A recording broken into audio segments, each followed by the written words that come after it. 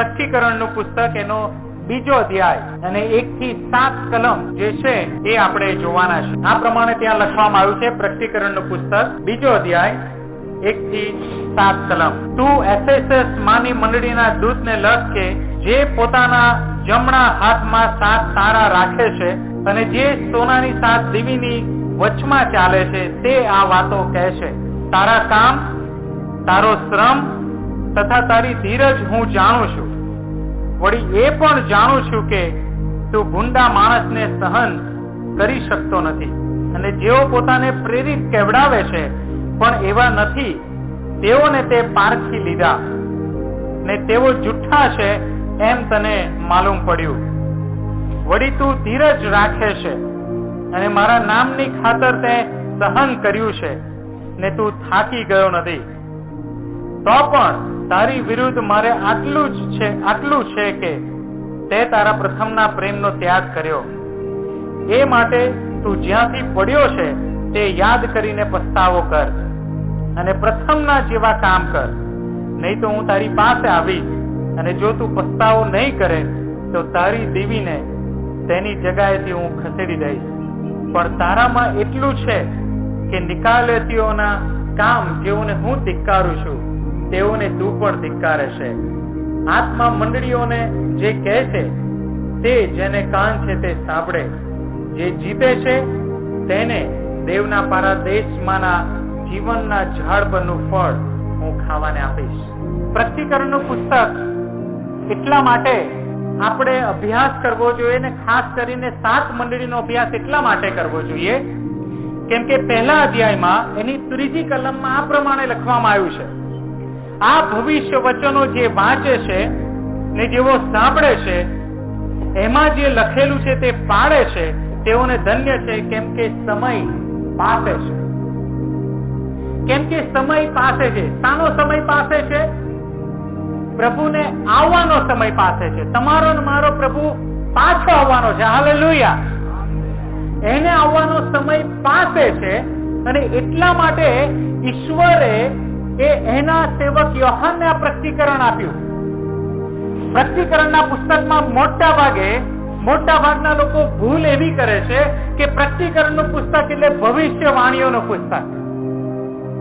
પણ વાલાઓ, એનાથી વિશેષ બાબતો એ પ્રકટીકરણના પુસ્તકમાં છે. એ ખાલી ભવિષ્યની બાબતો જણાવવા માટે ઈશ્વરે પ્રકટીકરણ આપ્યું એવું નથી.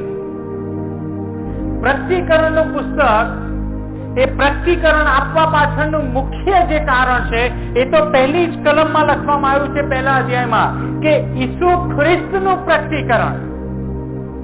ઈસુ ખ્રિસ્ત પોતાનું પ્રકટીકરણ એની મંડળીઓને આપી રહ્યા છે. હાલેલુયા. એ મુખ્ય વિષય છે.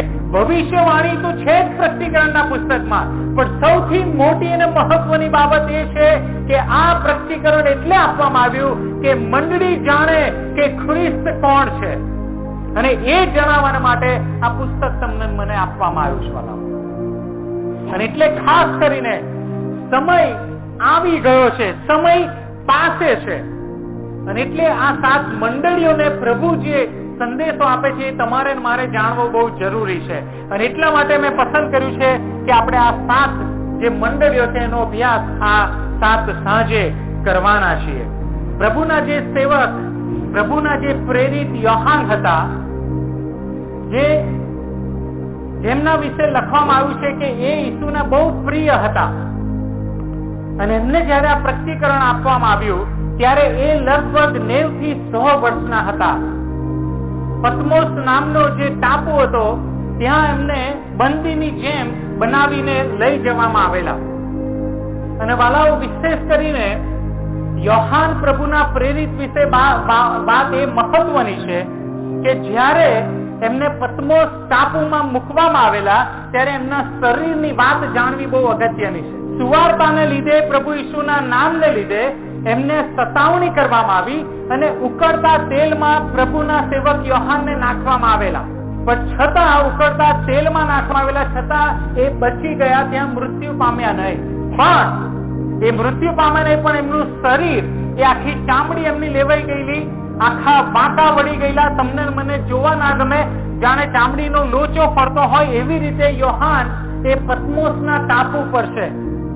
તમને ને મને જે શરીર છે એ રીતનું સ્વચ્છ તંદુરસ્તી વાળું શરીર એ પ્રભુના સેવકનું હતું નહીં જયારે એમને આ પ્રસ્તીકરણ આપવામાં આવ્યું. અને એ એટલા માટે ઉકળતા તેલમાં પણ મરણ ના પામ્યા કેમ કે યોહાનની સુવાર્તામાં પ્રભુ ઈસુએ આ યોહાન એમના શિષ્ય માટે કઈક બાબત કીધી હતી. જો તમે જોવા માંગો છો, જાણવા માંગો છો તો યોહાનની સુવાર્તા એનો 21મા અધ્યાયમાં એ બાબત લખવામાં આવી છે કે યોહાન ઉકળતા તેલ છતાં કેમ મૃત્યુ પામ્યા નહીં. 21મો અધ્યાય એની 21મી કલમ આ પ્રમાણે કહે છે, તેથી પિત્તર તેને જોઈને ઈસુને પૂછે છે કે પ્રભુ એ માણસનું શું થશે. પિત્તર યોહાનને જુએ છે અને પછી પ્રભુને કહે છે કે પ્રભુ આ યોહાનનું શું થવાનું છે. અને પછી પ્રભુ વચન આપે છે. ઈસુ તેને કહે છે કે હું આવું ત્યાં સુધી તે રે એવી મારી ઈચ્છા હોય તો તેમાં તારે શું, તું મારી પાછળ આવ. અહીંયા પ્રભુ લખે છે હું આવું ત્યાં સુધી તે રે એવી મારી ઈચ્છા હોય તો એમાં તારે શું. તેથી એ વાત ભાઈઓમાં ફેલાઈ ગઈ કે તે શિષ્ય એટલે યોહાન મરવાનો નથી. પણ ઈસુએ તેના વિશે એમ નહોતું કહ્યું કે તે મરશે નહીં, પણ એમ કહ્યું હતું કે હું આવું ત્યાં સુધી તે રહે એવી મારી ઈચ્છા હોય તેમાં તારે શું. હું આવું ત્યાં સુધી એટલે પ્રભુ ઈસુ તરફથી યોહાનને પ્રસ્તીકરણ મળે. પ્રભુ ઈસુને જોવે ત્યાં સુધી યોહાન મરવાનું નથી, પ્રભુ ઈસુએ કહ્યું. અને એટલે જ પત્મોસના ટાપુ પર જ્યારે છે ત્યારે બળી ગયેલી હાલતમાં છે, છતાં પણ એ મરેલા નથી કેમ કે એમણે પ્રભુ ઈસુનું પ્રસ્તીકરણ મળવાનું હજુ બાકી હતું.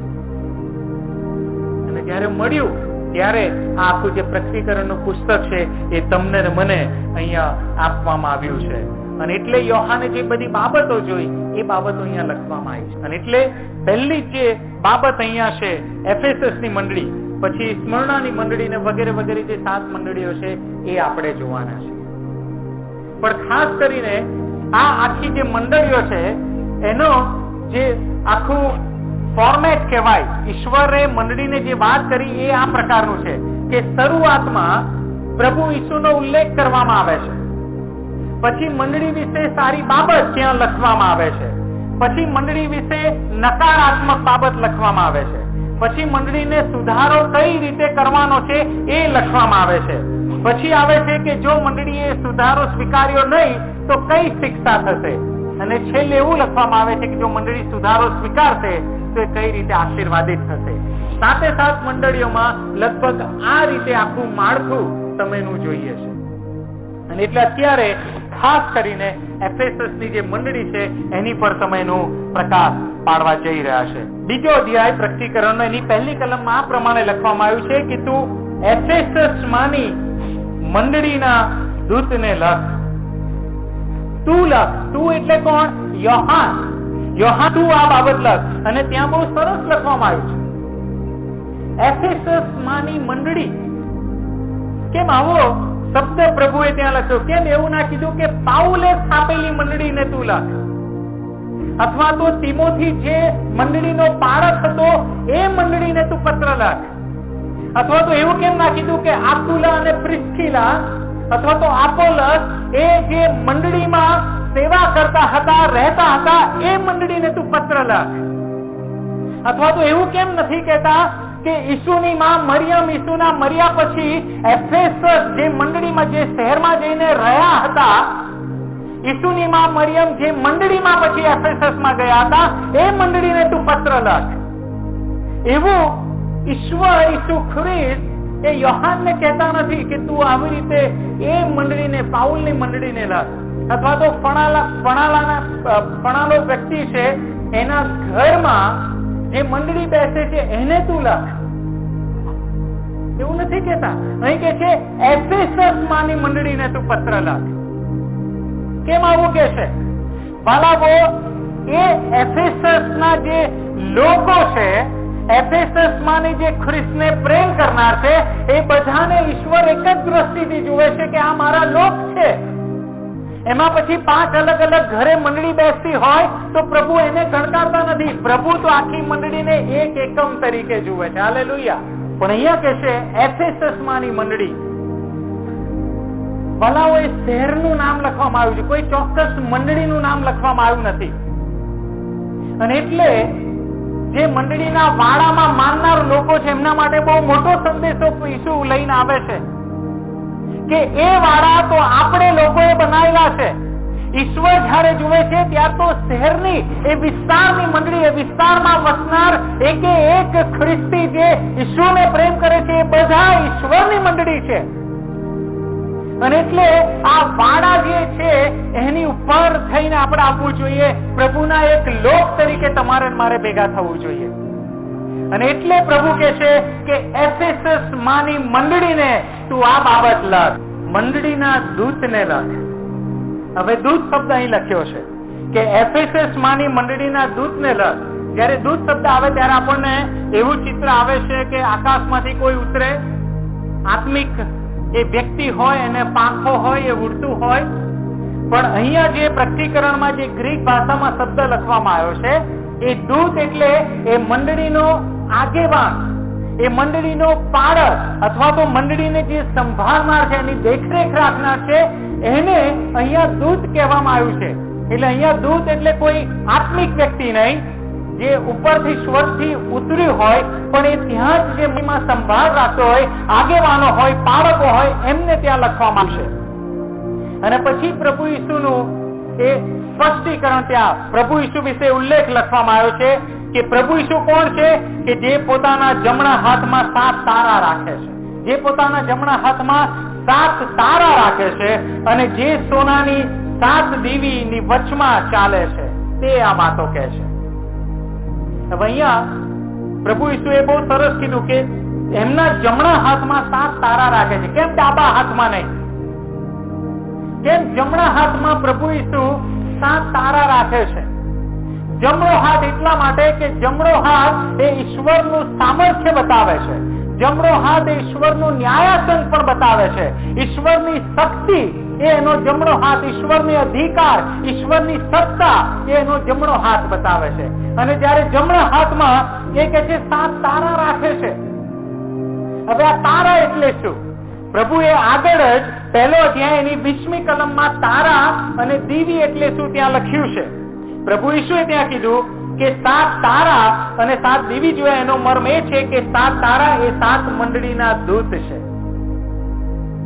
એટલે મંડળીના જે પાળકો છે, મંડળીના જે આગેવાનો છે, એ કે છે કે એ દૂત છે, એ તારા છે. અને પ્રભુ ઈસુ કહે છે કે એને હું મારા જમણા હાથમાં રાખું છું. મંડળીના આગેવાનોને ઈસુ કહે છે હું એમને મારા જમણા હાથમાં રાખું છું. એમની પર મારો અધિકાર છે, એમની પર મારું સામર્થ્ય છે, એમની પર મારી શક્તિ છે. અને એટલે વાળાઓ આપણી મંડળીના જે આગેવાનો છે એ પણ પ્રભુ ઈસુના સામર્થ્યની નીચે છે, પ્રભુ ઈસુના અંકુશની નીચે છે. અને પછી કહે છે કે જે 7 દીવી છે, એ 7 દીવી શું છે? એ કહે છે કે 7 દીવી એ કહે છે કે 7 મંડળીઓ છે. પણ ત્યાં ફક્ત એવું નથી લખ્યું કે ફક્ત 7 દીવી, પણ કહે છે કે સોનાની 7 દીવી. કેમ સોનાની લખ્યું છે? મંડળીને કેમ સોનાની શબ્દ વાપરવામાં આવ્યો છે? એટલા માટે કે એ સોનું જે છે એ પહેલા જયારે સોનું બન્યા પહેલા એનું જે રૂપ છે એમાં કચરું હોય છે, પણ જયારે એને ભઠ્ઠીમાં ગરમ કરવામાં આવે ને એમાંથી પછી શુદ્ધ સોનું બહાર કાઢવામાં આવે છે અને અશુદ્ધતા જે કચરું છે દૂર કરી દેવામાં આવે છે. અને એટલે ભઠ્ઠીમાંથી પસાર થયેલું આ ચળકતું સોનું મૂલ્યવાન સોનું બને છે. અને એ જ રીતે પ્રભુ ઈસુ કહે છે કે મારી મંડળીને એ હું કહે છે કે એ ખરીદાયેલી મંડળી છે, મૂલ્યવાન મંડળી છે, જેને પ્રભુ ઈસુ પોતાના લોહીમાં એ ખરીદેલી મંડળી છે. અને એટલે પ્રભુ ઈસુ કહે છે કે એ જે 7 દીવી છે એમની વચમાં હું કહે છે ચાલુ છું. 7 દીવી એ 7 મંડળીઓ છે, જે 7 મંડળી વિશે આપણે રોજ સાંજે અભ્યાસ કરવાના છે. પણ પ્રભુ ઈસુ ત્યાં કે છે એ 7 જે મંડળીઓ છે એની વચમાં હું ચાલુ છું. એનો શું થયો કે મંડળીને સ્થાપી પ્રભુએ અને પછી એ મંડળીને છોડીને જતા નથી રહ્યા પ્રભુ. એ મંડળી જ્યાં છે એની વચમાં પ્રભુ ચાલે છે. હાલેલુયા! પ્રભુ એની મંડળીને છોડીને જતો રહ્યો નથી, પણ એ જે 7 સોનાની દીવીઓ છે, પ્રભુ કહે છે કે હું એની વચમાં છું, હાજર છું, એમની સાથે મારો સંબંધ છે. અને તમને ખબર છે એનાથી વિશેષ શું કે આ જે સોનાની 7 દીવી છે એમાં જો તેલ પૂરું પાડતું હોય તો એ તમારો મારો પ્રભુ એની વચમાં રહીને એને તેલ પૂરું પાડે છે. હાલેલુયા. એને સળગતી રાખે છે. મંડળીને જે જરૂર છે, મંડળીને જે સંબંધની જરૂર છે, મંડળીને જે ઉત્તેજનની જરૂર છે, એ કહે છે કે પ્રભુ ઈસુ કહે છે કે હું એમની વચમાં રહી અને એમને હું પૂરું પાડું છું, હું એમની વચમાં ચાલુ છું. એટલે પ્રભુ ઈસુ વિશે જે ઉલ્લેખ કરવામાં આવ્યો છે 2 બાબતો જોઈ. કઈ કે છે કે એ 7 તારા હાથમાં રાખે છે, એટલે મંડળીના આગેવાનના અંકુશમાં છે. અને બીજું કે છે કે મારો સંબંધ મંડળી સાથે છે, હું મંડળીની વચમાં ફરી રહ્યો છું, ચાલી રહ્યો છું. મંડળીને બળતણ, મંડળી જે રોશની આપે, મંડળી જે અજવાળું આપે, એ અજવાળું કાયમ રહે એના માટે પ્રભુ ઈસુ એમની વચમાં ચાલી રહ્યા છે. અને હવે બીજી કલમમાં જે મહત્વની વાત છે એ આ પ્રમાણે લખવામાં આવી છે. બીજી કલમમાં આપણે જોઈએ વાલાઓ, અને આ પ્રમાણે કહે છે પ્રભુનું વચન કે હું જાણું છું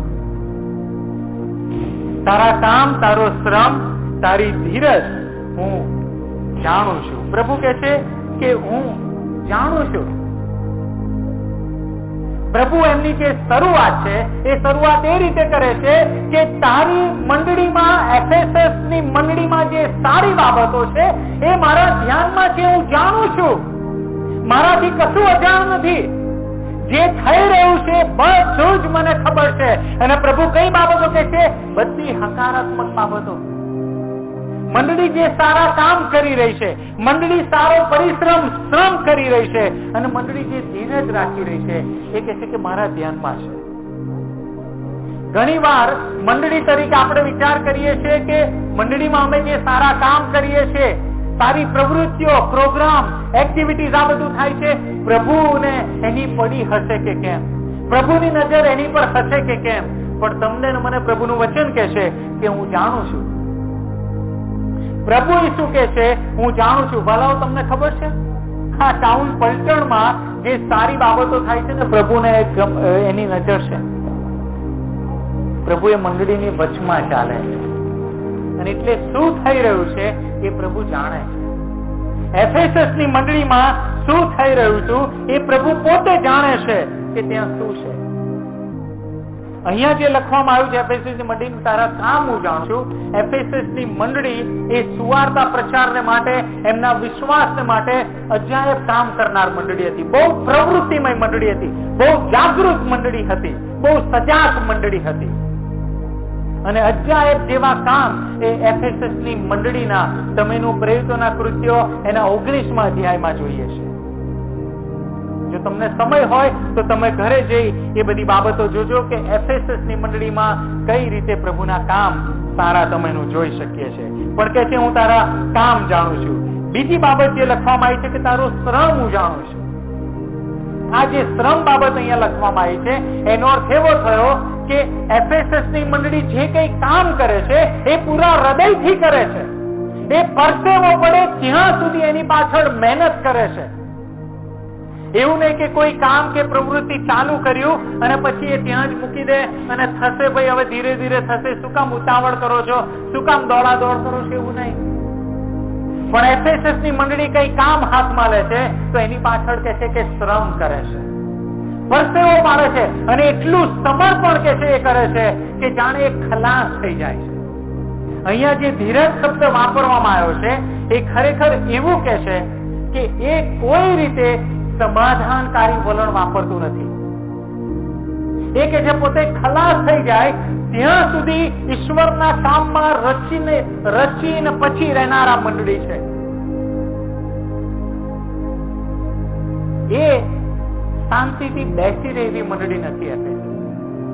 પણ એ કે છે કે ધીરજ, બીજા અર્થમાં કહે કે ખંતવાળી, પરસેવો પડે અને ખલાસ થઈ જાય એવા સમર્પણ સાથેની આ મંડળી તમેનું જોઈએ છે. અને પ્રભુ કહે છે એ મારાથી દૂર નથી. એવું નથી કે હું જાણતો નથી, હું જાણું છું તારા સારા કામ. માનો તમને મને ખબર છે કે ઈશ્વરની નજરથી કશું દૂર નથી. પ્રભુ કે છે બધું જ જાણે છે. હું ક્યાં બેસું છું, ક્યાં ઉઠું છું, મારા વિચાર એ કે વેગળેથી જાણે છે. હજુ મારે વિચાર ના આવ્યા હોય એને ખબર પડે કે હું વિચાર કયો કરવાનો છું. મારું ચાલવું, કયા માર્ગે જઉં છું, કઈ સંગતમાં જઉં છું, બધું પ્રભુ જાણે છે. મારા માર્ગ કયા છે, મારા ઈરાદા કયા છે, એ પ્રભુ જાણે છે.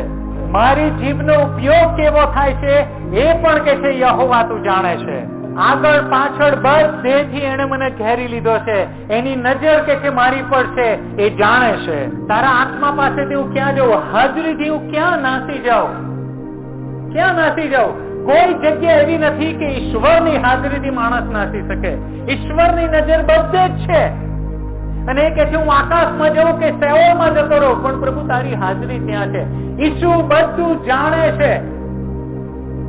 જે ઈશ્વર માટે કામ કરવામાં આવે છે, સારી બાબતો કરવામાં આવે છે, ઈશ્વરની નજર એની પર છે.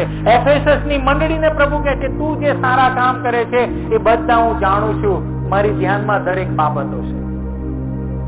પણ આગળ એવું કહેવામાં આવે છે કે કઈ બાબત? પછી કહે છે તું ભૂંડા માણસને સહન કરી શકતો નથી. જેઓ પોતાને પ્રેરિત કહેવડાવે છે પણ એવા નથી, તેઓને તે પારખી લીધા ને તેઓ જુઠ્ઠા છે એમ તને માલુમ પડ્યું છે. જો એફેસસની મંડળી એ સુવાર્તા પ્રચારમાં એટલી જ આગળ હતી, એટલી પ્રવૃત્તિમય હતી, પોતે પૂરેપૂરી ધગશથી જે સેવા કરતી હતી, એટલું જ નહીં પણ મંડળીમાં જે શિક્ષણ પ્રભુના વચનનું હોવું જોઈએ એમાં પણ એટલી જાગૃત મંડળી હતી. ખોટા શિક્ષકો એ તરત જ પારખી લેતી હતી અને ખોટા શિક્ષકોને એ મંડળીમાં બંધ કરી દેતી હતી કે આ ખોટું શિક્ષણ ઈશ્વરના મંડળીમાં ના જોઈએ. અને આગળ ત્યાં લખવામાં આવ્યું છે 6ઠી કલમમાં જે નિકલાઈતીઓ હતા એ કોણ હતા? તો એવું લખવામાં આવે છે, બાઇબલના ઇતિહાસકારો એવું કહે છે કે નિકોલસ નામના એક વ્યક્તિ એક સમયે હતા કે જે પોતાને પ્રેરિત કહેવડાવતા હતા કે હું પોતે પાઉલ, પીટર, યોહાન આવા જે પ્રેરિત છે એવી રીતે હું પ્રેરિત છું, પણ હકીકતમાં એ પ્રેરિત હતા નહીં, પણ એ દુર્મત ફેલાવનાર વ્યક્તિ હતા. અને એમની પાછળ જે ચાલ્યા, એમની મંડળીમાં જે ગયા એ બધા નિકોલાઈતીઓ હતા. પણ આ એફેસસની મંડળી માટે એવું લખવામાં આવ્યું છે કે તું ભૂંડા માણસને સહન કરી શકતો નથી. જે ખોટું શિક્ષણ આપે છે, જે નિકોલાઈતીઓ છે જ્યાં આવ્યા છે એ લોકોને તું સહન કરતો નથી, એમને તું દૂર કરી દે છે.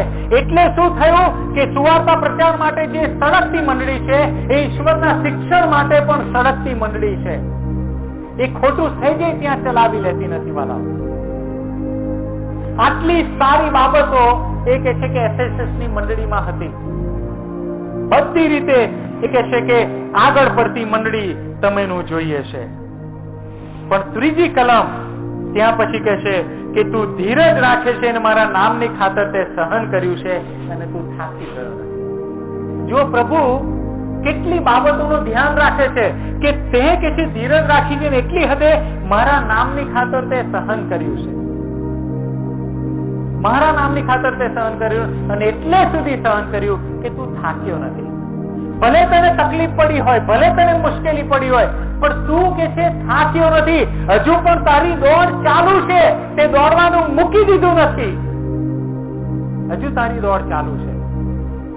તમે અભ્યાસ કરો તો ખબર પડે કે એફએસસીની મંડળીને અંદરથી અને બહારથી કેટલા વિરોધ કરવામાં આવ્યા, કેટલી સતાવણી એ મંડળીની થઈ, કેટલી તકલીફમાંથી એ મંડળી પસાર થઈ છે.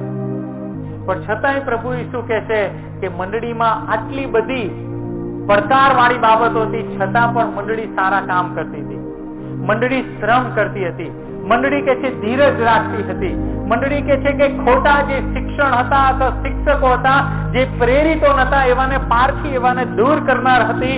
અને એટલે હદે કે છે કે મારા નામનું એ સહન કરનાર મંડળી હતી.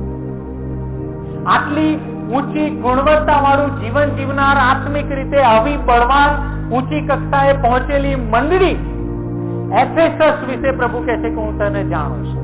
પણ હવે પ્રભુ ઈસુ એનું ચિત્ર બદલી રહ્યા છે.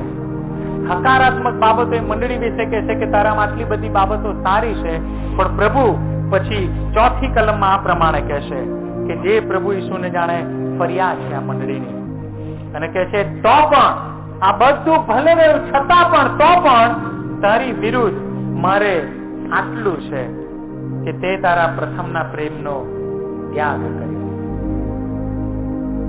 જો અહીંયા પ્રભુ ઈસુ એવું નથી કહેતા કે તારો પ્રથમનો પ્રેમ જતો રહ્યો, તારો પ્રથમનો પ્રેમ ખોવાઈ ગયો, એવું નથી કહેતા. પ્રભુ ઈસુ એવું કહે છે પ્રથમના પ્રેમનો ત્યાગ કર્યો. પ્રેમ જતો રહેવો અને પ્રેમ છોડી દેવો, પ્રેમનો ત્યાગ કરવો, આમાં ફર્ક છે, અંતર છે. પ્રેમ જતો રહેવો એનો અર્થ એવો થાય કે ધીરે ધીરે ઓટોમેટિક પ્રેમ જતો રહ્યો,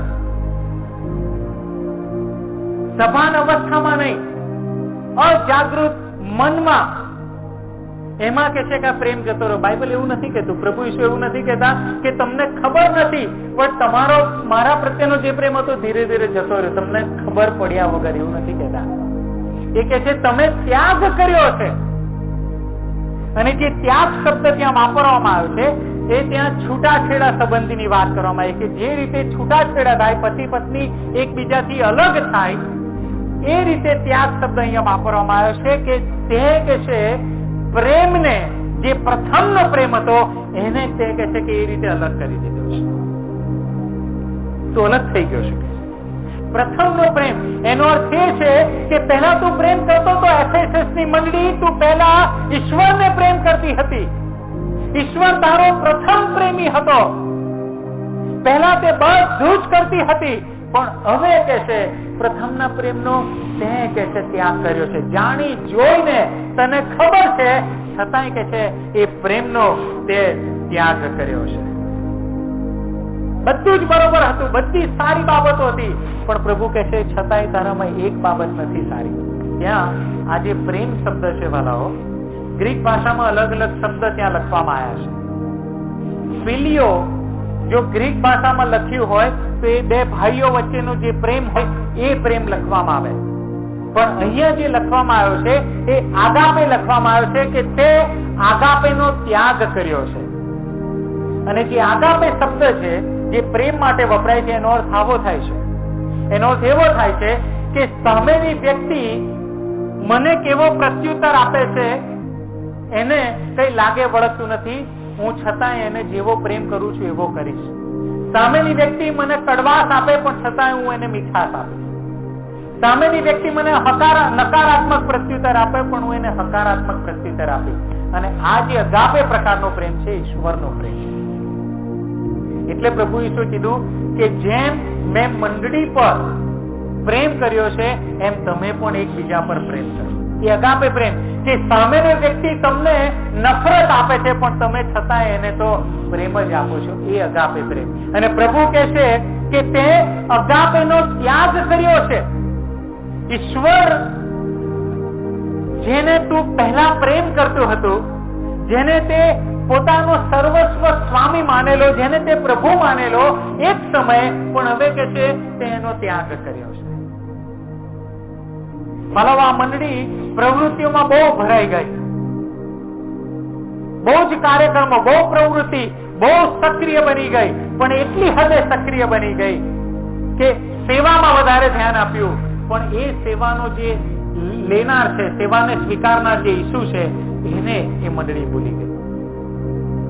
પ્રભુ ઈસુએ માર્થાને શું કીધું કે માર્થા તું ઘણી બાબતોની ચિંતા કરે છે પણ એક બાબત તારે કરવાની, તું ઈસુના સેવકોને ખોરાકને માટે માર્થા રસોડામાં દોડધામ કરે છે, પણ ખરેખર તો એની સેવાને બદલે સૌથી પહેલા તારે જે કરવું જોઈએ એ તો ઈસુના ચરણોમાં આવવું જોઈએ, ઈસુને પ્રેમ કરવો જોઈએ, પ્રથમ પ્રેમ ઈસુને હોવો જોઈએ, અને પછી એની સેવા તારે કરવાની. હાલેલુયા. પ્રથમ પ્રેમ એ ઈસુ હોવો જોઈએ. તમને ખબર છે ઈસુએ જયારે એના શિષ્યોને 12 પસંદ કર્યા, 70 પસંદ કર્યા, અને પછી સેવા માટે જયારે મોકલ્યા, અને ખાસ કરીને 12 જયારે પસંદ કર્યા, ત્યારે બાઇબલ શું કહે છે? પસંદ કેમ કર્યા? એટલા માટે કે એ લોકો એની સાથે રહે અને એ લોકોને બહાર મોકલી શકે સુવાર્તા પ્રચાર માટે. 2 કારણ પ્રભુ ઈસુ ત્યાં આપે છે. એટલા માટે શિષ્યોને પ્રભુએ પસંદ કર્યા કે એ શિષ્યો એની સાથે રહે અને પછી કે છે કે જઈને એની સેવા કરે. પણ પહેલી બાબત કઈ કીધી? એ એની સાથે રહે, પ્રભુની સાથે રહે. પ્રભુ ઈચ્છે છે કે એફએસએસ ની મંડળી એની સાથે રહે, પછી સેવા કરવા જાય, પછી સારા કામ કરે. પણ સૌથી પહેલી જે બાબત છે એ તો પ્રભુ ઈસુ જે માંગે છે પ્રથમનો પ્રેમ માંગે છે. ભલો આપણે પ્રથમ પ્રેમ પ્રભુને કરીએ છીએ કે નહીં, અથવા તો પ્રથમ પ્રેમ કોને કરીએ છીએ, એનું જો તમારે મારે તપાસ કરવી હોય તો સીધી સાદી એની રીત છે. દિવસમાં જે 24 કલાક છે એ 24 કલાકમાં સૌથી વધારે વિચાર તમે કોના કરીએ છીએ? એ તમારો મારો પ્રથમનો પ્રેમ છે. કોના વિચાર કરીએ છીએ?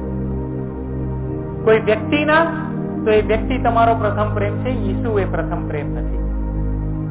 તમારા ભવિષ્ય સંબંધી વિચાર કરો છો તો તમારું ભવિષ્ય એ તમારો પ્રભુ છે, ઈસુ એ તમારો પ્રભુ નથી.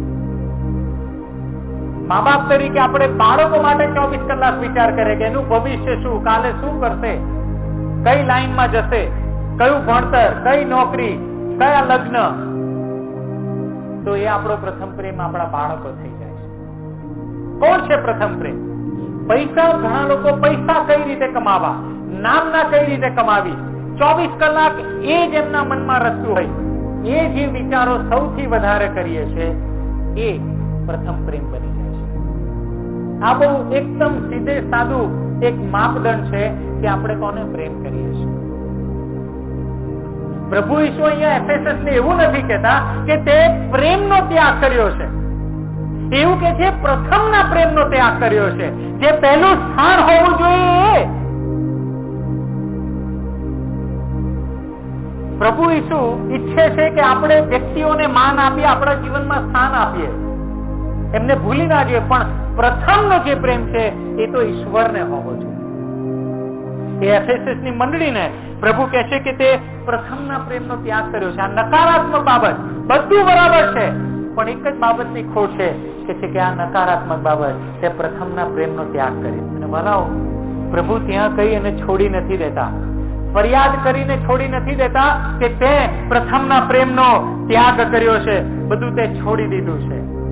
પણ પ્રભુ ઈસુ ત્યાં એમને એક ઉપાય આપે છે, એક ઉકેલ ત્યાં આપે છે કે હવે તમારે શું કરવું જોઈએ એ હું તમને કહે કહું. 5મી કલમમાં આ પ્રમાણે લખવામાં આવ્યું છે, માટે હવે ઉકેલ છે, તું જ્યાંથી પડ્યો છે તે યાદ કરીને પસ્તાવો કર, પ્રથમના જેવા કામ કર, નહીં તો હું તારી પાસે આવીશ. એનો ઉકેલ આપે છે કે પ્રથમના પ્રેમનો ત્યાગ કર્યો તો હવે તારે શું કરવું જોઈએ? તો કે છે તું જ્યાંથી પડ્યો છે એને યાદ કર. પડ્યો છે શબ્દ વાપર્યો, એનો છે કે ઊંચાઈ પર હતો. એફેસસ, તું એક દિવસ ઊંચાઈ પર હતો, ઈશ્વરના પ્રેમને માટે પરાકાષ્ઠાએ પહોંચેલો. તારો પ્રથમ પ્રેમ એ ઈસુ હતો, પણ હવે કે છે તું ત્યાંથી પડ્યો છે, નીચે આવ્યો છે, પ્રથમના પ્રેમનો તે ત્યાગ કર્યો છે. અને પ્રભુ કહે છે એને તું યાદ કર, ક્યાંથી તું પડ્યો, કઈ જગ્યાએ ખોટું થયું યાદ કર, કે એ જગ્યાએથી તે પીછે હટ કરી, એને યાદ કરતું. ઉડાવ દીકરો આનું બહુ સારું અને સાચું ઉદાહરણ છે. ઉડાવ દીકરો જયારે એના બાપથી દૂર જતો રહ્યો અને દૂર દેશમાં બસપેલીમાં જયારે એને પોતાની સંપત્તિ ઉડાવી અને ત્યાં પછી બધું એને જતું રહ્યું, ત્યારે કહે છે કે ભૂંડો જે સિંગ ખાતા હતા એ સિંગ ખાવાનો એનો વારો આવ્યો. એને યાદ આવ્યું કે મારા બાપના ઘરમાં તો કેટલો આશીર્વાદિત હતો અને અહીંયા હું શું કરું છું. અને એ સમયે પોતાને કહે છે કે હું મારા બાપના ઘેર પાછો જઈશ. એને ખબર છે કે એના બાપના ઘરેથી નીકળી આવ્યો છે, એના બાપ સાથે એને સંબંધ તોડી નાખ્યો છે. એ જે પ્રથમ પ્રેમ હોવો જોઈએ એ પ્રેમ મૂકી અને એને પોતે પોતાના સ્વપ્નને પ્રેમ કર્યો. પણ ત્યાં એને યાદ કર્યું હું ક્યાંથી પડેલો, ક્યાંથી હું નીકળી આવેલો મારા બાપના ઘરેથી, એ જગ્યાએ હું પાછો જઈશ. અને પ્રભુ એ જ કહે છે તું યાદ કર ક્યાંથી તે પ્રેમનો ત્યાગ કર્યો એ યાદ કર. બીજી બાબત કહે છે તું પસ્તાવો કર. ખાલી યાદ કર એટલું જ નહીં, પણ કહે છે કે તું પસ્તાવો કર. હવે પસ્તાવો એટલે શું? સીધા સાદા શબ્દોમાં કહીએ તો પસ્તાવો એટલે યુ ટર્ન લેવો. યુ ટર્ન લેવો. તમે આ દિશામાં જઈ રહ્યા છો, પણ હવે પસ્તાવો થાય છે કે આ દિશા ખોટી છે, મારે આ દિશામાં ના જવું જોઈએ, અને તમે ત્યાંથી પાછા ફરી એની વિરુદ્ધની દિશામાં પાછા આવો છો. અને અહીંયા જે પસ્તાવો શબ્દ લખવામાં આવ્યો છે એનો અર્થ એવો થાય કે પોતાના મનને બદલવું, પોતાના ઉદ્દેશને બદલવો, પોતાના ઈરાદાને બદલવું, પોતાના વર્તનને બદલવું, પોતાની વાણીને બદલવું, પોતાના વિચારને બદલવું. જે દિશામાં જઈ રહ્યો છે તું કે છે યાદ કર, પણ હવે કે છે પસ્તાવો કર, થોભાઈ જા, આગળ ના વધી સમય થઈ શકતું. આ બધી પ્રવૃત્તિઓમાં સારી બાબતો તે કરી, પણ હવે ઈસુનો જે ત્યાગ કર્યો છે એમાં આગળ ના વધીશ, ઈસુથી દૂર ગયો છે એમાં આગળ ના વધીશ. પણ હું કે છે ઈચ્છું છું તો એને યાદ કર અને હવે તું પાછો આય, પાછા પગલા લેવાના ચાલુ કર. ઈસુની દ્રષ્ટિમાં, ઈસુની દિશામાં તું હવે પાછો ફર. હવે તું બેસી ના રહીશ, એ જ ખોટી દિશામાં આગળ ના વધીશ, પણ હવે તું કે છે કે પાછો આય. ઈસુની સમજ તું કે છે પાછો આય. અને ત્યાં પ્રભુ આગળ કે છે કે પ્રથમના જેવા કામ કર. યાદ કર, પસ્તાવો કર, અને ત્રીજી બાબત કે છે પ્રથમના જેવા કામ કર. અહીંયા કામ કરવાનું પ્રભુ કેમ કે છે? અહીંયા તો પ્રેમની બાબત છે કે તારે તો પ્રથમ પ્રેમ જતો રહ્યો છે, ત્યાગ કર્યો છે, તો હવે કે છે પ્રથમ પ્રેમ પાછો કરવાનો છે. પણ પ્રેમ કરવાનું પ્રભુ અહીં કહેતા નથી. પાછું પ્રભુ શું છે? પ્રથમના જેવા કામ કર. પ્રભુ કેમ આવું કે છે? કેમ એવું નથી કહેતા કે પાછો પ્રેમ કર પહેલાનો, પણ કે છે કામ કર. બાઇબલમાં એક વચન સરસ છે, એ જોઈએ. 1 યોહાન એનો 3 અધ્યાય, 1 યોહાન એનો 3 અધ્યાય એની 16 થી 18 કલમ આપણે જોઈએ. 1 યોહાન 3 અધ્યાય 16, 17, 18 આ પ્રમાણે કહે છે, પણ જેની પાસે આ જગતનું દ્રવ્ય હોય ને પોતાના ભાઈને ગરજ છે એવું જોયા છતાં તેના પર દયા ન કરે તો તેનામાં દેવની પ્રીતિ શી રીતે રહી શકે? બાળકો, આપણે શબ્દથી નહીં અને જીભથી નહીં પણ કૃત્યમાં તથા સત્યમાં પ્રીતિ કરીએ. તો અહીંયા શું લખે છે? બાળકો, આપણે શબ્દથી નહીં કે જીભથી નહીં, પણ જે પ્રથમનો પ્રેમ કરવાનો છે કઈ રીતે? કૃત્યમાં તથા સત્યમાં પ્રેમ કરીએ. હાલેલુયા! ખાલી શબ્દોમાં નહીં. પ્રભુ કે છે એફેસસ, તું મને ખાલી એટલું જ એવું કે આઈ લવ યુ જીસસ, એ પૂરતું નથી. પ્રભુના ગીત ગાવું એ પૂરતું નથી, પણ કે છે મારા કામ, કૃત્ય, અને કે છે કે સત્યમાં એ પ્રીતિ થવી જોઈએ. એથી આપણે જાણીશું કે આપણે સત્યના છીએ, અને જે કોઈ બાબતમાં આપણું અંતઃકરણ આપણને દોષિત ન ઠરાવે તે વિશે તેની આગળ આપણા અંતઃકરણને શાંત કરીશું. એટલે પ્રભુએ એ મંડળીને કીધું કે પ્રથમના જેવા કામ કર. કેમ કે પ્રેમ તો કામ જ સાબિત કરી બતાવે, શબ્દ નહીં ખાલી. પ્રેમ એ કામ સાબિત કરી બતાવે. તમે જે કામ કરો છો એનાથી સાબિત થાય કે તમે પ્રેમ દો છો. અને એટલે પ્રભુએ કીધું પ્રથમના જેવા હવે કામ કરવાનું તું ચાલુ કર. તું કામ કરે છે પણ કે છે કે પ્રથમના પ્રેમના જેવો નહીં, અને એટલે કે છે કે એ તું ચાલુ કર. પ્રભુએ આ એમને એક ઉકેલ આપ્યો કે તમે પ્રથમના પ્રેમનો ત્યાગ કર્યો છે, પણ હવે કે છે કે તમે આ રીતે કરો. યાદ કર, પસ્તાવો કર અને પ્રથમના જેવા કામ કર. અને પ્રભુ અહીંયા હવે શિક્ષાની વાત કરે છે કે જો પ્રથમના જેવા કામ ના થયા તો કે છે કે હું કઈ શિક્ષા કરીશ, તારી પર શિક્ષા લાવી. અને પ્રભુ શિક્ષાની વાત કરે છે. નહીં તો હું તારી પાસે આવીશ, નહીં તો હું તારી પાસે આવીશ. અહીંયા પ્રભુ એવું કે છે હું તારી પાસે આવીશ. એનો અર્થ છે કે પ્રભુ દૂર ગયા છે? હું તારી પાસે આવીશ. આ જે છે એ પ્રભુનું બીજું આગમનની વાત કરતા નથી કે પ્રભુ આકાશમાં વાદળામાં એની મંડળીને લેવા આવવાનો છે, એવી વાત અહીંયા પ્રભુ કરતા નથી. એ તો એ કહે છે કે હું તારી પાસે જ્યારે આવીશ ત્યારે પ્રભુ શું કહેવા માંગે? પ્રભુ તો મંડળીની વચમાં છે. આપણે પહેલા જ જોયું કે પ્રભુ 7 મંડળીની વચ્ચે ચાલી રહ્યા છે. પ્રભુ ત્યાં છે, પણ છતાંય પ્રભુ કહે છે કે હું કે છે તારી પાસે આવીશ. આ ખાસ પ્રભુ એવું કહેવા માંગે છે કે હું ન્યાય કરવા માટે તારી પાસે આવીશ.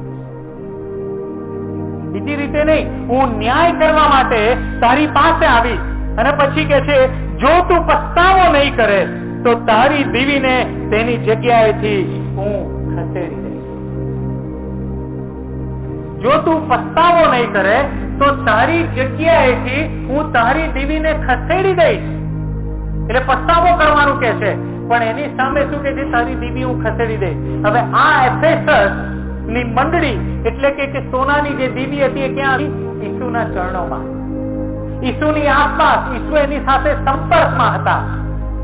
મલાઓ ઘણા બધા લોકો એવું માને છે કે જ્યારે પ્રભુ કહે છે કે હું તારી દીવીને એની જગ્યાએથી ખસેડી દઈશ, ત્યારે ઘણા બધા લોકો એવું માને છે કે અહીંયા પ્રભુ કહે છે હું તારું તારણ લઈ લઈશ, હું તારું તારણ લઈ લઈશ, તારું અનંત જીવન લઈ લઈશ. ઘણા બધા લોકો એવું માને છે. પણ વાલાઓ, આ શાસ્ત્ર ભાગ તમને મને એવું કહેતું નથી, બાઇબલ તમને મને કહેતું નથી કે તારણ તમારું મારું પ્રભુ પાછું લઈ લેશે. ના, કેમ કે આની શરત છે હું એ જગ્યાએથી ખસેડી લઈશ, એટલે તારણ લઈ લઈશ એવું નથી. તારણ એ તો ઈશ્વર એની કૃપાથી તમને મને મફત આપે છે. એફેસીના પત્રમાં 2 અધ્યાયમાં લખવામાં આવ્યું છે કે રખેને કોઈ અભિમાન કરે, કરણીથી તારણ મળતું નથી. એ તો ફક્ત એની કૃપાથી તારણ મળે છે. અને અહીંયા જે વાત કરવામાં આવી એ પ્રભુ કરણી કરવાની વાત કરે છે કે તમે કરણી કરો, નહીં તો હું તમારી દીવીને લઈ લઈશ. એટલે અહીંયા તારણની વાત પ્રભુ કરતા નથી. તો પછી કઈ વાત કરે છે પ્રભુ? અહીંયા કહે છે તારી દીવીને હું ખસેડી લઈશ એની જગ્યા પરથી. પ્રભુ શું કહેવા માંગે છે? પ્રભુ એ કહેવા માંગે છે વાલાઓ, એફેસસની મંડળી જે જગ્યાએ હતી આજે એ તુર્કી દેશ છે, તુર્કિસ્તાન, ટર્કી જેને કહેવાય, એ દેશમાં આ મંડળીઓ, અને આજે એફેસસ જે શહેર છે એ ત્યાંનું ત્યાં છે. એફેસસ નું શહેર આજે પણ ટર્કી દેશમાં છે. પણ વાલાઓ, એક બાબત ત્યાં નથી, અને ખ્રિસ્તની મંડળી ત્યાં નથી. પ્રભુએ કીધું કે હું તારી દીવીને ખસેડી દઈશ, ત્યાંથી એની જગ્યાએથી હું ખસેડી દઈશ. અને એફેસસની મંડળી આજે એફેસસ શહેરમાં તમે જોઈ શકતા નથી. પ્રભુ શું કહેવા માંગે? પ્રભુ એ કહેવા માંગે છે કે જ્યારે દીવી મારી આસપાસ છે, એ મંડળી મારી આસપાસ છું, એની વચમાં ચાલુ છું, ત્યારે પ્રકાશમાન છે, એ જગતનું અજવાળું છે, એ જગતનું મીઠું છે એફેસસની મંડળી.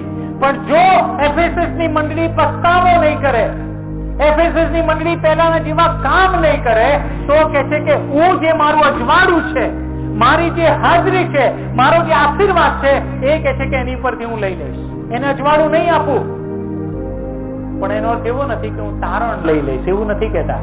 પણ ખાસ પ્રકારનું જે સ્થાન પ્રભુએ એ મંડળીને પોતાની હાજરીમાં આપેલું, પ્રભુએ કીધું કે હું તને દૂર કરી દઈશ, કેમ કે તું અંધારામાં જતી રહીશ.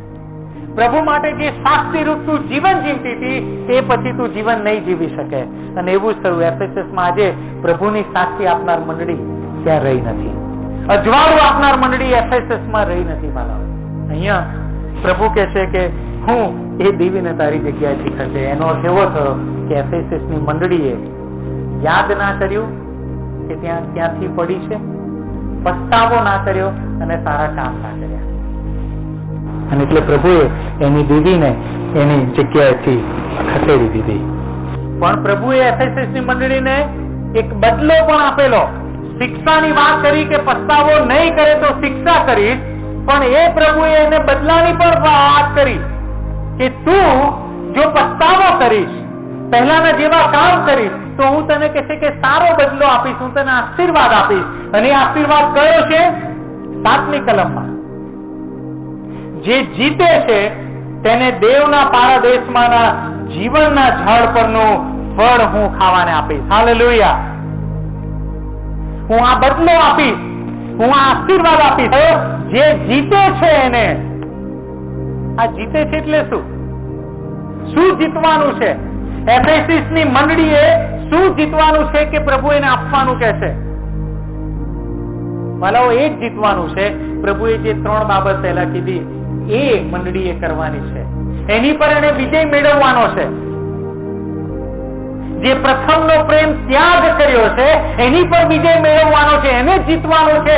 પ્રભુને પ્રથમ પ્રેમ બનાવવાનો છે, પસ્તાવો કરવાનો છે અને પ્રથમના જેવા કામ કરવાના છે. અને એ જો કરશે તો પ્રભુ કહે છે તું જો જીતે છે તો દેવના પારાદેશમાંના જીવનના ઝાડ પરનું ફળ હું તને ખાવાને આપીશ. દેવનો પારાદેશ, એમાંનું જીવનનું ઝાડનું ફળ હું તને આપીશ. દેવનો પારાદેશ ઉત્પત્તિના પુસ્તકમાં આપણને લઈ જાય છે આ વિચાર. પારાદેશ જે શબ્દ છે એ પર્શિયન ભાષામાંથી આવે છે. એનો અર્થ એવો થાય કે બગીચો, દેવનો બગીચો, સુંદર બગીચો, પાર્ક આપણે જેને કહીએ. આદમને હવાને જ્યાં મૂકવામાં આવેલા ત્યાં એમને એક સિવાય બધા વૃક્ષનું ફળ ખાવાનું કહેવામાં આવેલું, તમે ખાજો પણ પેલા વૃક્ષનું ફળ ના ખાતા. અને ત્યાં જીવનનું વૃક્ષનું ઝાડ પણ હતું, ત્યાં વૃક્ષ હતું અને એના ફળ ખાય એવી દેવની ઈચ્છા હતી કે એ જય જીવનના વૃક્ષના ફળ ખાય આદમ ને હવા. પણ એમણે એ ખાધું નહીં, એમણે ભલું ઊંડું જાણવાનું ફળ ખાધું. પણ અહીંયા હવે ઈસુ ખ્રિસ્ત એફેસસની મંડળીને શું કહે છે? તું જીતીશ તો જે મારી ઈચ્છા હતી કે તું એ ફળ ખાય, એ ખાધું નહીં આદમ હવાએ, એ ફળ હું તને ખાવાને માટે આપીશ. એ જે ખાવાનું જાણે રહી ગયું હતું એ હું તને ખાવાને આપીશ. એ તારો બદલો છે, એ મારો આશીર્વાદ છે. પણ ફરીથી વાલાઓ, અહીંયા તારણની વાત નથી, હું તને તારણ આપીશ. એ જીવનનું વૃક્ષ એટલે તારણ એ બાબત નથી. ખાસ પ્રકારનું ફળ, જાણે પ્રભુ ઈસુ પોતાની હાજરી, પારાદેશ એટલે ઈશ્વરનું બગીચો, ઈશ્વર જ્યાં હાજર છે એ સ્થળ એ ઈશ્વરનો પારાદેશ છે. ઈશ્વરની હાજરીમાં હું તને લઈ જઈશ, ખાસ પ્રકારનું સ્થાન આપીશ. પ્રભુ એને મંડળીને કહે છે કે તે પ્રથમના પ્રેમનો ત્યાગ કર્યો, પણ જો તું મને પ્રથમ પ્રેમ બનાવીશ ને તો હું તને કહે છે કે એ ફળ ખાવાને માટે આપીશ. અને પવિત્ર આત્માનું ફળ કયું છે બનાવો? પ્રેમ. તે પ્રેમ જો પાછો મેળવીશ તો હું કહે છે તને પ્રેમ આપીશ. પ્રથમ પ્રેમ મને બનાવીશ તો તું મારો પ્રથમ પ્રેમ થઈશ. હું તને એ આશીર્વાદ આપીશ. દેવની હજુરમાં તું હંમેશા માટે રહેવાનો છું ને ખાસ સ્થાન હું તને આપીશ. પ્રભુએ આ બદલો એ એફેસસની મંડળીને આપ્યો કે હું તને આશીર્વાદ આપીશ. તું પાછી ફર. પ્રથમના પ્રેમનો જે તે ત્યાગ કર્યો છે એમાં તું પાછી આવી.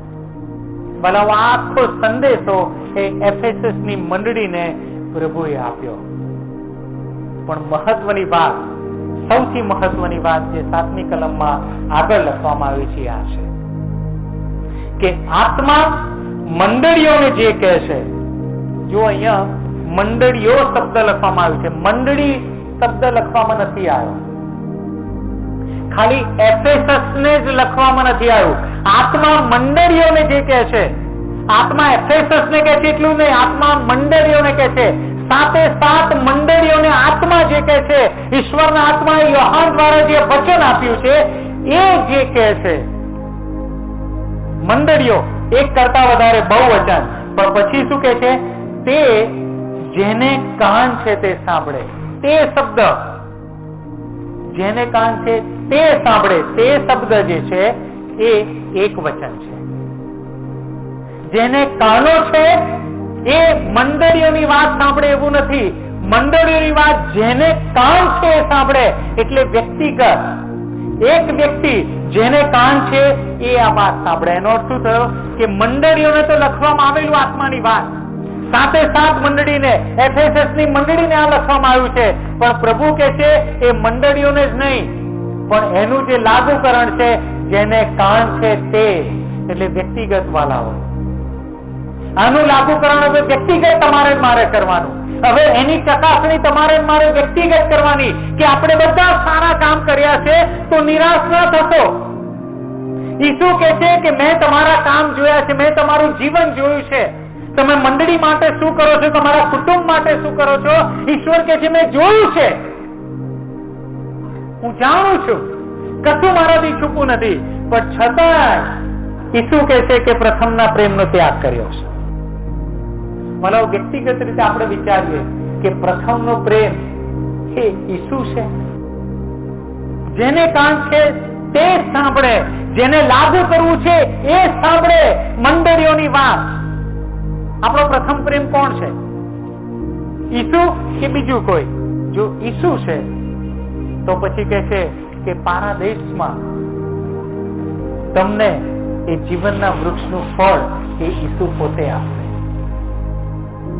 જે આદમ ને હવા ત્યાં ખાઈ ના શક્યા એ ફળ ઈસુ તમને મને આપશે. પણ જો કહે છે કે તમે પસ્તાવો નહીં કરો, પ્રથમ પ્રેમ ઈસુને નહીં બનાવો, વ્યક્તિગત રીતે, મંડળીની રીતે નહીં, વ્યક્તિગત રીતે હું ને તમે જો ઈસુને પ્રથમ પ્રેમ નહીં બનાવીએ તો શું કે છે? તારી દેવી એની જગ્યાએથી હું ખસેડી લઈશ. એટલે શું ખબર? આપણે ખ્રિસ્તી તરીકે જીવીશું ને મરીશું, પણ તમારા મારા જીવનમાં પ્રભુએ જે કીધું કે તમે જગતનું અજવાળું છો, તમે જગતનું મીઠું છો, એ અજવાળું ને મીઠા સમાન તમેનું નહીં બને. એ તમારા મારા જીવનથી જે ઈસુનો પ્રકાશ ફેલાવો જોઈએ એ નહીં થાય. ઈસુનું અજવાળું તમારી મારી પાસે હોવું જોઈએ એ નહીં થાય. ઈસુની જે હાજરી તમારી મારી પાસે હોવી જોઈએ એ હાજરીનો અનુભવ તમેનું નહીં કરી શકીએ. એક સાદા ખ્રિસ્તી તરીકે તમેનું એના સ્વર્ગમાં તો જવાના છે, અનંતકાળ તમને મને મળશે, પણ જે ખાસ પ્રકારનો આશીર્વાદ પ્રભુ કહે છે કે એને હું એની જગ્યાએથી ખસેડે. તમને મને જે પ્રભુએ સ્થાન આપ્યું છે એ સ્થાન નહીં મળે.